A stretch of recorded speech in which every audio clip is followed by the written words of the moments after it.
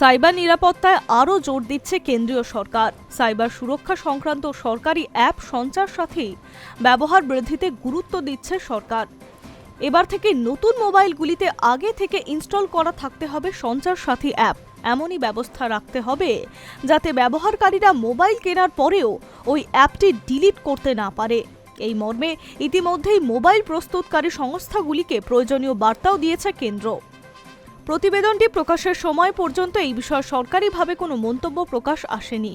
তবে রয়টার্স জানিয়েছে, Apple, Samsung, Xiaomi, Vivo সহ বিভিন্ন সংস্থাকে এই কথা জানিয়ে দিয়েছে কেন্দ্র।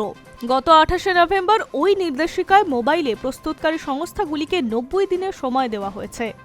নতুন মোবাইলগুলিতে ওই অ্যাপ আগে থেকে ইনস্টল থাকার বিষয়টিও চিহ্নিত করতে বলা হয়েছে সংস্থাগুলিকে।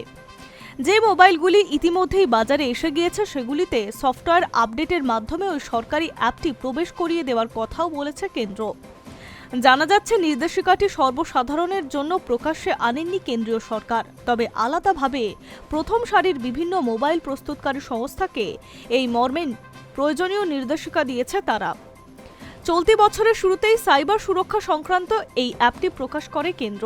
টেলিযোগাযোগ মন্ত্রকের এই অ্যাপটি মোবাইল ব্যবহারকারীদের সাইবার সুরক্ষার জন্য অত্যন্ত কার্যকরী বলে মনে করছে কেন্দ্র। শুধু তাই নয়, হারানো মোবাইল খুঁজে বের করার ক্ষেত্রেও অ্যাপটি সাহায্য করবে।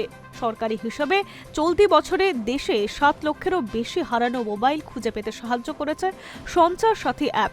এর মাধ্যমে অক্টোবরেই প্রায় 50,000 হারানো মোবাইল উদ্ধারে অ্যাপটি সাহায্য মিলেছে। তবে অ্যাপল তাদের মোবাইলে শুধুমাত্র নিজস্ব অ্যাপে আগে থেকে ইনস্টল করে রাখে। কোনো ধরনের থার্ড পার্টি অ্যাপ বিক্রির আগে ইনস্টল করা সংস্থার নিজস্ব অভ্যন্তরীণ নীতিরই পরিপন্থী বলে দাবি সূত্রের।